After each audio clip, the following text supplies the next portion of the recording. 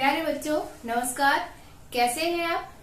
मैं आशा करती हूँ आप सभी घर पर स्वस्थ होंगे, सुरक्षित होंगे। आज बेटा हम पढ़ेंगे चंद्रग्रहण से लौटती बेर। जैसा कि हम पहले भी बता चुके हैं कि यह कविता केदारनाथ अग्रवाल जी द्वारा लिखित है और वह जब चंद्रग्रहण नामक गांव देखकर लौट रहे हैं तो वहां का प्राकृतिक वर्णन बहुत ही सुंदर तरीके से किया है। उसमें एक छोटे से चने के बारे में बताया कि वो चना गुलाबी फूलों से सजा है और बिल्कुल एक दूल्हे के समान लग रहा है।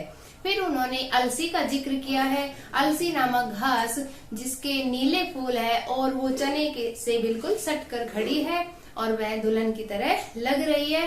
तथा तीसरा बताया सरसों के बारे में कि जो सरसों है उस पर पीले फूल आ चुके हैं और अब ऐसा लग रहा है कवि को मानो उसके हाथ पीले कर दिए हैं और वो ब्याह के मंडप में पधार चुकी है। और ऐसा प्रतीत होता है कि ये जो प्राकृतिक सौंदर्य है ये बहुत ही अद्भुत अनोखा है। तो बेटा आगे देखिए क्या कहते हैं कवि। इस विजन में दूर व्यापारिक नगर से प्रेम की प्रिय भूमि उपजाऊ अधिक है। विजन होता है बेटा सुनसान। तो जहाँ पर इस समय कवि है उसमें कहा है कि वहाँ कोई नहीं है, आसपास सुनसान है, कहीं भी कोई गतिविधियां, ऐसी गतिविधियां व्यापारिक यानी कि शहरी गतिविधियां, व्यापार से संबंधित कोई भी गतिविधि वहां पर नहीं है। वह अकेला ही वहां उस खेत में बैठा है और प्राकृतिक सौंदर्य को देख रहा है। प्रेम की प्रिय भूमि उपजाऊ अधिक है। और क्या कहा है कि वहां की जो बंजर भूमि है वो भी ऐसा लग रहा है जैसे वो प्रेम रूपी फसल उपजा रही है। पेड़ पौधे आपस में प्रेम करते हुए प्रतीत हो रहे हैं। और पैरों के तले है एक पोखर। और जहाँ कवि है वहाँ कह रहे हैं पास में ही एक पोखर है। पोखर क्या होता है? तालाब। कि पास में ही एक तालाब है। उठ रही इसमें लहरिया। लहरिया मतलब लहरें की जिसमें लहरें उठ रही है हवा के साथ। जैसे आपने देखा होगा पानी की लहरें उठती है और गिरती है। तो उस तालाब में भी पानी की लहरें उठ रही हैं। नील तल में उगी है घास भूरी, ले रही वह भी लहरिया। और जो नील तल, जो तालाब का तला है, नीचे जो जमीन है उसमें कह रहे भूरे रंग की घास उगी हुई है और वह भी पानी के साथ हिल रही है। लहरें जब हिलती हैं तो घास भी लहराती हुई नजर आ रही है। तो बेटा इसमें प्रकृति का सुंदर सा वर्णन किया है। आगे देखिए क्या कहता है उस तालाब के बारे में कि एक चांदी का बड़ा सा गोल खंबा आंख को है चकमकाता।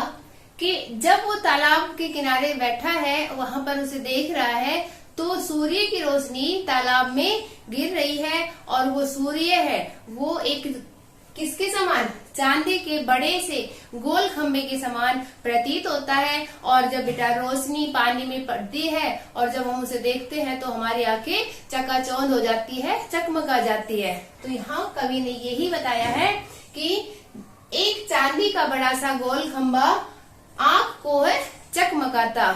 इसमें कवि ने बताया है कि जब सूर्य की रोशनी उस तालाब में पड़ रही है तो वह चांदी के गोल खंबे के समान प्रतीत हो रही है। और जो वो रोशनी पड़ती है पानी में तो आंखों को चकमकाती है, चकाचौंध कर देती है। आपने देखा होगा कि जब भी पानी में रोशनी आती है और हम उस रोशनी को देख लेते हैं तो आंखें चकमका जाती है, ऐसे मिचने लग जाती है। तो उसमें बताया है कि है कई पत्थर किनारे पी रहे चुपचाप पानी।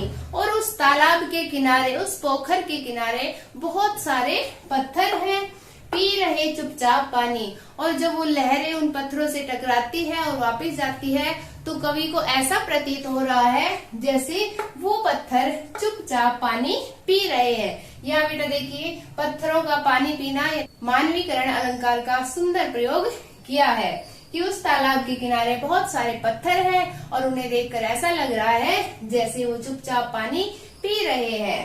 प्यास जाने कब बुझेगी और न जाने ये पत्थर कब से यहाँ पड़े हुए हैं और इनकी प्यास कब बुझेगी। चुप खड़ा है बगुला डबोए टांग जल में। और वहीं पर एक बगुला, बगुला आपने देखा होगा सफेद रंग का होता है और वो एक टांग पर खड़ा रहता है और उसे देखकर ऐसा लगता है जैसे वो आंखें बंद करके ध्यान निद्रा में लीन है। लेकिन क्या करता है वो, चुप खड़ा बगुला डुबोए टांग जल में। वहीं पर एक बगुला अपनी टांग जल में डुबोकर खड़ा है। देखते ही मीन चंचल, मीन होता है बेटा मछली, जैसे ही वो किसी मछली को, सुंदर मछली को देखता है, चंचल मछली को देखता है, ध्यान निंद्रा त्याग देता, तुरंत ही अपनी ध्यान निंद्रा को त्याग देता है, छोड़ देता है, चट दबाकर चोंच में, और तुरंत उस मछली को अपनी चोंच में दबाकर नीचे गले के डालता है, गले के नीचे डाल लेता है, यानी उसको सटक जाता है, खा जाता है। आगे देखिए बेटा, इन पंक्तियों में कवि ने जिस प्रकार बगुला चालाक था उसी प्रकार से एक चिड़िया का वर्णन किया है। देखिए, एक काले माथ वाली चतुर चिड़िया, एक काले सिर वाली, चतुर मतलब चालाक चिड़िया, अर्थात उसका जो मस्तक है वो काला है, श्वेत पंखों के झपाटे मार फौरन, और उसके श्वेत पंख, श्वेत क्या होते बेटा, सफेद, उसके पंख सफेद है, और कह रहे हैं कि वह पंखों से झपाटे मार करके फौरन टूट पड़ती है भरे जल के हृदय पर। और जहां वो बगुला खड़ा है उसके साथ में ही वो थोड़ी दूर खड़ी है और कह रही है कि वह भरे जल के हृदय पर टूट पड़ती है, उस तालाब पर टूट पड़ती है एक उजली चटुल मछली। किसको पकड़ने के लिए, एक उजली चटुल मछली, यानी कि चालाक मछली को पकड़ने के लिए उस पानी में टूट पड़ती है। चोंच पीली में दबाकर दूर उड़ती है गगन में, और जैसे ही वह मछली को पकड़ लेती है, किसमें, अपनी पीली चोंच में दबाकर दूर गगन में उड़ जाती है, और उड़ते उड़ते ही उस मछली को खा लेती है। तो यहाँ पर देखिए चिड़िया के बारे में कितनी विशेषता, काले माथे वाली चतुर चिड़िया, श्वेत पंखों वाली चिड़िया, और क्या कहा है कि वह पीली चोंच में दबा करके, उसकी चोंच भी कैसी है, पीली है। और आगे देखिए, ओ यहीं से भूमि ऊंची है जहां से, और जहां कवि बैठा है वहां से वो आगे देखता है तो क्या दिखाई देता है कि जो आगे भूमि है उसका धरातल थोड़ा ऊंचा है, यानी ऊंची जगह दिखाई दे रही है। रेल की पटरी गई है, और उस ऊंची जगह पर रेल की पटरी बनी हुई है। ट्रेन का टाइम नहीं है, देखिए बेटा ट्रेन टाइम, यहाँ पर किस प्रकार की शब्द है, ये विदेशी शब्द है। ट्रेन का टाइम नहीं है, कह रहे हैं कि अभी वहां किसी ट्रेन के आने जाने का समय नहीं है। मैं यहाँ स्वच्छंद हूँ, स्वच्छंद क्या होता है, स्वतंत्र, कि मैं अभी आजाद हूँ, मुझे अभी विशेष कार्य नहीं है, तो मैं बिल्कुल फ्री हूँ, आजाद हूँ। जाना नहीं है, और मुझे अभी कहीं जाना नहीं है। क्या कहा इसमें कि जो कवि है उसे बेटा जो वहाँ का प्राकृतिक सौंदर्य है वो कहीं और जाने से रोक रहा है, इसलिए कवि वहां बैठकर उस सुंदर नजारे का आनंद उठा रहा है।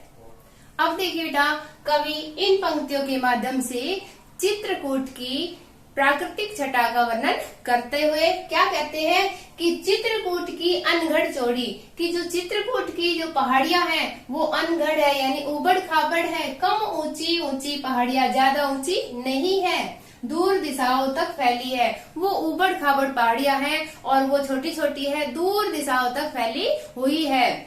बांझ भूमि पर इधर उधर रिवा के पेड़ कांटेदार कुरूप खड़े हैं। बांझ भूमि बताया बेटा, बंजर भूमि, बंजर क्या होता है, जिस पर कोई भी पेड़ पौधा नहीं उगता, केवल कांटेदार पेड़ ही उस पर उग सकते हैं, जो हमारे किसी काम के नहीं होते।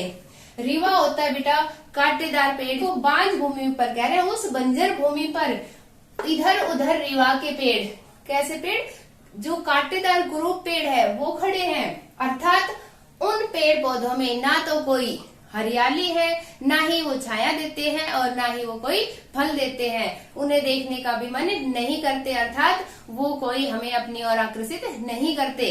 आगे देखिए, सुन पड़ता है मीठा मीठा रस टपकाता सुग्गे का स्वर टेटे टेटे। सुग्गा होता है बेटा तोता, और कह रहे तभी उस तालाब के किनारे जहाँ कवि है उसे मीठा मीठा रस टपकाता हुआ किसका स्वर, सुग्गे का स्वर, यानी सुग्गे तोते की आवाज सुनाई देती है, और तोते की आवाज कैसी होती है, टेटे टेटे।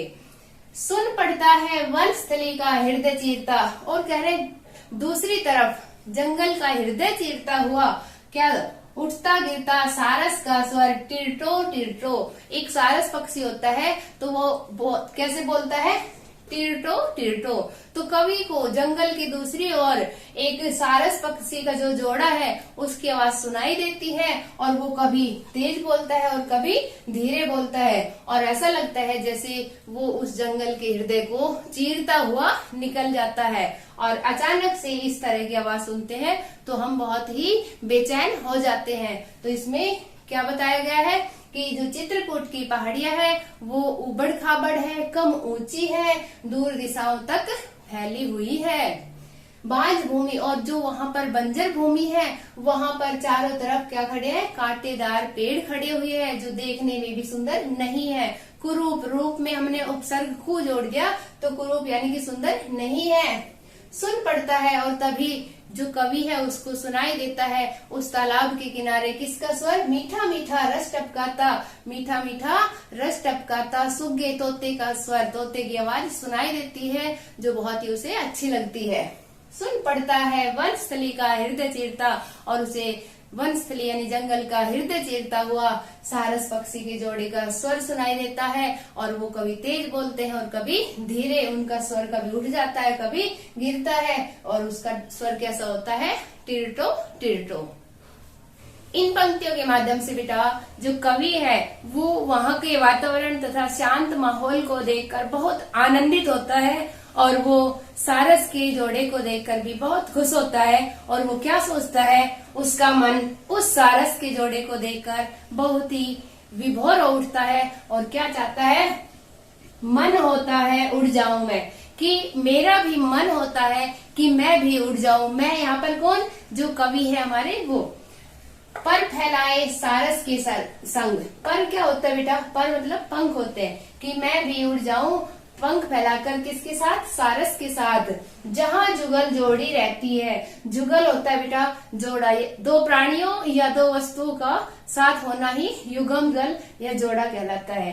तो कहते हैं कि जहाँ पर ये जोड़ा रहता है वहाँ हरे खेत में, उस हरे भरे खेत में मैं भी उड़ जाना चाहता हूँ, क्योंकि कवि को प्राकृतिक वातावरण प्रेम के लिए सबसे अच्छा लगा। वहाँ चारों तरफ प्रेम ही प्रेम दिखाई दे रहा है।